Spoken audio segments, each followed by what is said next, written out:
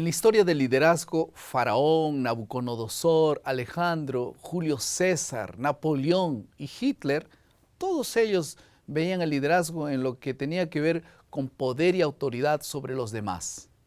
Fue de esa manera que el mundo siempre trató las personas con poder. Pero no será así, dijo Jesús en relación a sus discípulos, porque el mayor entre vosotros sea como el menor, y el que dirige como el que sirve. Esto está en Lucas 22, 26. El enfoque de la lección de esta semana es reconocer que el discipulado que nosotros debemos exclusivamente a la presencia de Cristo en nuestro corazón hace ciertas exigencias imperativas. No es permitida ninguna competición y ningún sustituto. Vamos a la segunda parte de nuestro bosquejo, que es la comprensión. Seguir a Jesús en la vida diaria es el título de la lección número 10. Ya estamos en la lección 10 y qué lindo, qué maravilla poder estudiar la vida de Jesús de diversas perspectivas según Lucas. Y para estudiar y para poder comentar esta lección está una vez más con nosotros el pastor Gluder Quispe, quien es el coordinador del curso de posgrado en teología en la Universidad Peruana Unión. Bienvenido. Muchas gracias. Es una alegría estar nuevamente aquí con ustedes. Vamos a hablar acerca del peligro del fariseísmo y también sobre las características del verdadero seguidor. Y para esto vamos a pedir a Dios su bendición con una oración. Vamos a orar. Querido Padre, gracias Señor, porque tú nos das los pasos que debemos de tomar para seguir a tu Hijo. Que al abrir tu palabra puedas clarificar nuestras mentes y entenderla mejor. En el nombre de Jesús. Amén. Amén.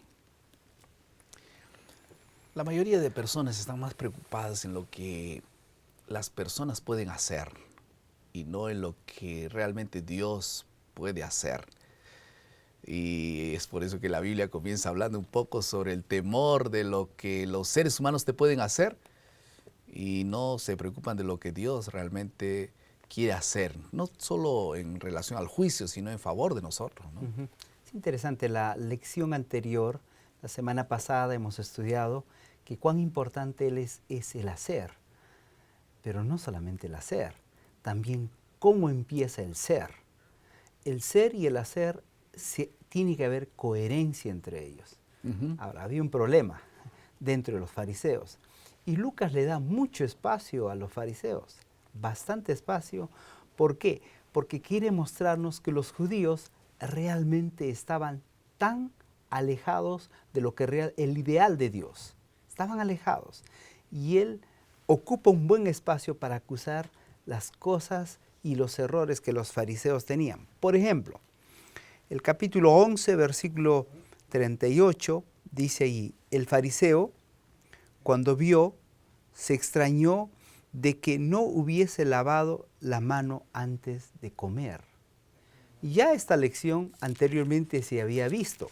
Si uno revisa un poquito su Biblia, retrocedemos al capítulo, por ejemplo, cuando nosotros encontramos aquí en el capítulo 7, versículo 36, dice, y uno de los fariseos rogó a Jesús que comiese con él. Y habiendo entrado en la casa del fariseo, se sentó a la mesa. Y aparece aquí una mujer que comienza a lavarle, chorrear sobre su cuerpo, digamos así, el perfume. Pero nadie le había dado a Jesús la costumbre de aquel entonces de haber lavado la mano o de ofrecerle agua o limpiar todo, especialmente sus pies. Alguien que era costumbre.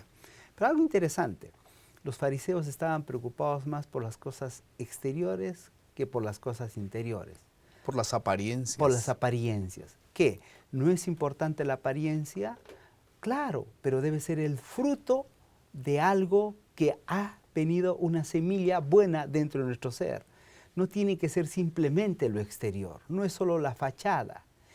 El fariseo, que significa separado, porque ellos creían que vivir con Dios era vivir de una forma aislada, y ahí en el aislamiento podían únicamente consagrarse a su Dios. creían que la parte exterior era la demostración pública, abierta, de que tenían ellos relación con Dios. Y justamente aquí en el capítulo 11, respondiendo aquí, Jesús le responde en el versículo 39, pero el Señor les dijo, ahora bien, vosotros fariseos, limpiaos lo que de fuera del vaso y del plato, pero dentro de vosotros estáis llenos ¿de qué? Llenos de maldad.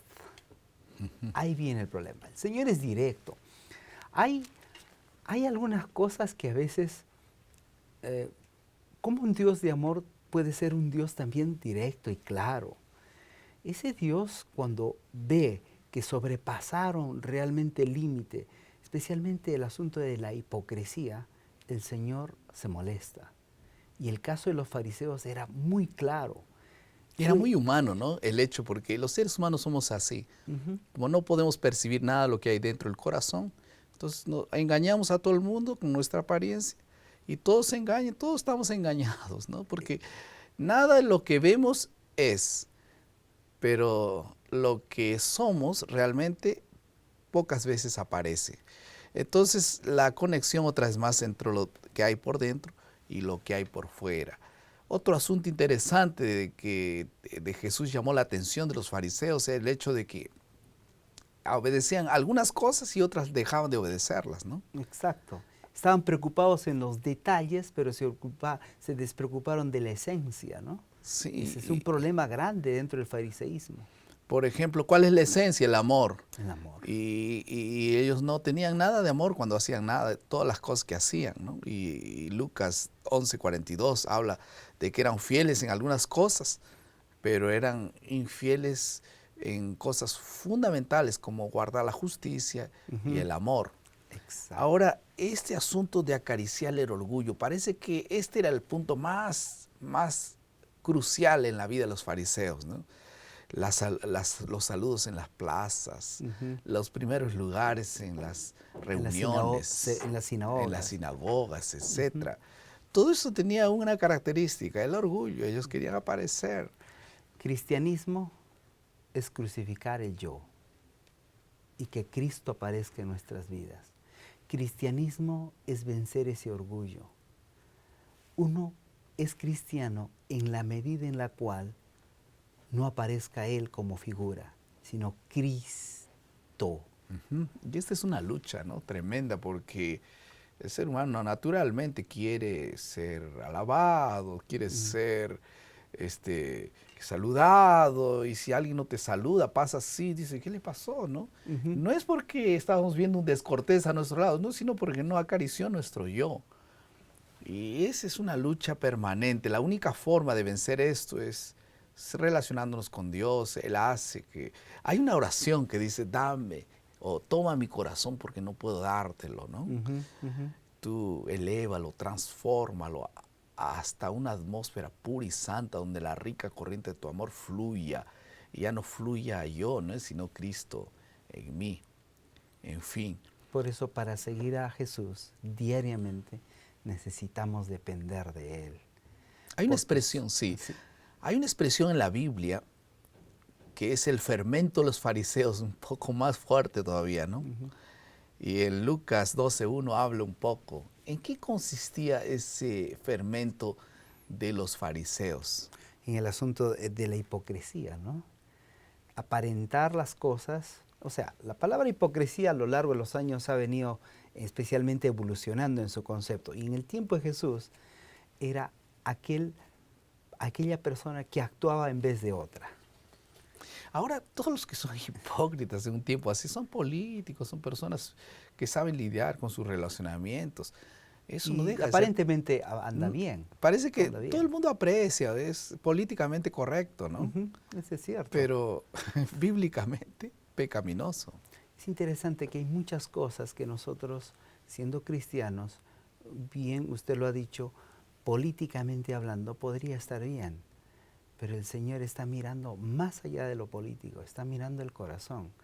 Y las intenciones del corazón, el Señor tiene parte en el reino de los cielos, el reino de Dios, que siempre constantemente lo enfatiza, ¿no? No es la parte exterior, es la parte interior. Y Lucas 12:4 al final, temer las cosas y personas y no temer a Dios. Ese es un asunto que, por fin, yo prefiero quedar bien delante de mi jefe o tal vez de mi colega de estudios, y quiero estar bien con todos, con todo el mundo, pero todas esas cosas pueden romper principios relacionados con Dios. Entonces José, por ejemplo, si quería quedar bien, podría haber hecho lo que tenía que hacer. Todo el mundo puede quedar bien por estar bien con las cosas y con las personas. Entonces, por eso es que la Biblia permanentemente dice que es preferible obedecer a Dios antes que a los hombres. No es que los hombres tenemos que tenerlos en poco, tal vez en poca atención, etc. El asunto es que nosotros debemos priorizar la atención a Dios, y entonces todo lo demás vendrá por añadidura, ¿no? Ya viene la palabra temed, temed a Dios. ¿En qué sentido ese temed?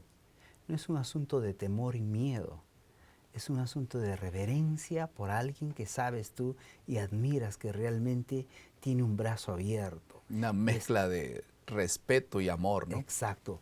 Esa es la única manera, y ese es el temer a Dios. Y Dios está pidiendo de nosotros que lo temamos por un asunto de reacción a su amor que Él nos ha entregado. Temed a Dios.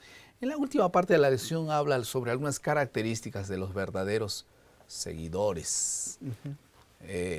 ¿Cómo debieran ser estas características? Especialmente en el contexto de Lucas. Lucas 12:37 habla de que debiéramos ser vigilantes y nos habla de la parábola del siervo vigilante, ¿no? Nosotros, el seguir a Jesús es un aspecto constante. El seguir a Jesús, de acuerdo al contexto de Lucas, necesitamos nosotros estar pendientes a lo que ocurre. Siempre. Siempre. Otro asunto, que el seguidor debe dar frutos. Lucas 8:4. Y allí habla sobre la palabra del sembrador, ¿no? Claro. El seguidor de Jesús no está con el corazón duro, ni espinoso, ni pedregoso, está con el corazón abierto. Dispuesto a escuchar y hacer. Disposición, tal vez, ¿no? Disposición, dispuesto a hacer la voluntad de Dios, ¿no? Muchas lecciones, ¿no? Y creo que esa disposición nadie tiene, ¿no? Yo me imagino, yo no me levanto cada mañana con aquella disposición. Uno tiene que rogar a Dios, coloque en mi corazón disposición. La disposición siempre está en Dios, no en nosotros. El cántico de los ángeles siempre fue: gloria a Dios en las alturas y en la tierra paz a los hombres de buena voluntad. No dice así, ¿no? Dice, y buena voluntad para con los hombres. Otra característica es el espíritu de servicio, ¿no? Lucas 22 habla de eso también. Exacto. En el sentido de que el cristiano está siempre, no está preocupado en el puesto, está primero, sino siempre ser el siervo. Y el liderazgo de servicio tenemos que entenderlo. La mejor muestra es Jesús. Jesús estaba preocupado por entrenar a otros. Él fue un líder siervo, ¿no? Exacto, porque estaba Siempre preocupado porque al final él iba a desaparecer. Iban a quedar sus discípulos. Y entonces la forma de ser líder siervo es aquel que está dispuesto a que otro salga después de él. Preparar gente. Ese es el servicio de poder. Está ligado con discipulado y con todo eso. Y eso es lo que Lucas presenta. Lucas presenta justamente ese liderazgo siervo en el sentido de que no depende solo de una persona. Son todos, y todos tenemos que educar a todos. Finalmente, no amar las riquezas y ser fieles en el testimonio. Un seguidor tiene que ser un fiel testigo. La parábola de las 10 minas nos habla exactamente de eso. Estas 5 características deben estar claras en nuestro pensamiento. Vamos ahora a escuchar el comentario del autor y que pueda multiplicar nuestro conocimiento del tema de esta semana. Cuando hablamos sobre lealtad, muchas personas pueden citar a un perro, pero él es más reconocido como un animal muy leal. Él sabe quién es el maestro. Y existen historias sobre perros que muchas veces están listos para morir por sus dueños. Algunas de estas historias inspiraron películas. Pero ¿cuáles son los fundamentos de la lealtad a Jesús? Ser leal a Jesús se basa en 2 puntos. El primero, Él es nuestro Creador. Él nos hizo a su imagen. En segundo lugar, Él es nuestro Redentor. Él vino a salvarnos. Él vino para morir por nosotros. Nadie hizo más de lo que Él ha hecho por nosotros. Porque Dios nos amó tanto que dio a su único Hijo. Él es la prueba eterna del amor de Dios por nosotros. Ese amor que nos torna leales a Él. Ahora, si una simple criatura como un perro está dispuesto a morir por su dueño, entonces está listo para demostrar amor por su dueño. ¿Cuánto más nosotros, seres humanos, deberíamos ser leales a Dios?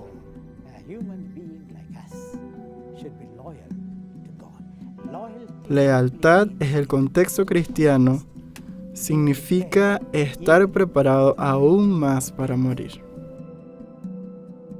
Por eso que Dietrich Bonhoeffer, que me mencionaste en la otra pregunta, dijo: ser discípulo significa estar listo para morir por Él. Esto es lo que pasa con todos los discípulos, estar listos. Este es un desafío que nos recuerda que debemos ser henchidos por completo. Todo cristiano debe encarar el desafío de ser leal, de ser completamente comprometido. No debe exigir nada entre tú y Dios, totalmente comprometido a Dios. Comprometimiento por completo significa no tener ningún tipo de distracción y ser apenas leal. Una forma de poder saber que somos seguidores de Jesús es saber dónde están nuestros pensamientos, dónde se detienen nuestros pensamientos, sobre qué nos gusta conversar, quién es el objeto de nuestras más calurosas, nuestro caluroso amor y nuestras mejores energías. Algunos se apasionan de hablar de algunas cosas que aman. Claro que hay algunas cosas interesantes, pero ¿qué es lo que toma cuenta en nuestro corazón? La mayor alegría de quien ama a Dios y coloca en Él su corazón se encuentra en el servicio, en el favor de los demás. ¿Alguna otra aplicación? Sí. El sabio nos recuerda en Proverbios capítulo 3, versículo 7. No seas sabio en tu propia opinión. Teme a Jehová y apártate del mal. Necesitamos temer a Jehová. Y temer a Jehová es seguirlo cada día en oración, en comunión, en su lectura, escucharlo cada momento, para seguir a ese Jesús que fue nuestro ejemplo.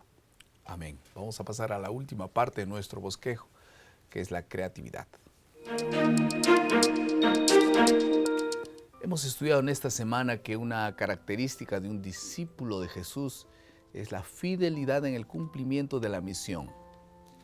Quiero orar conmigo para que en esta semana practiquemos nuestra fe con otras personas.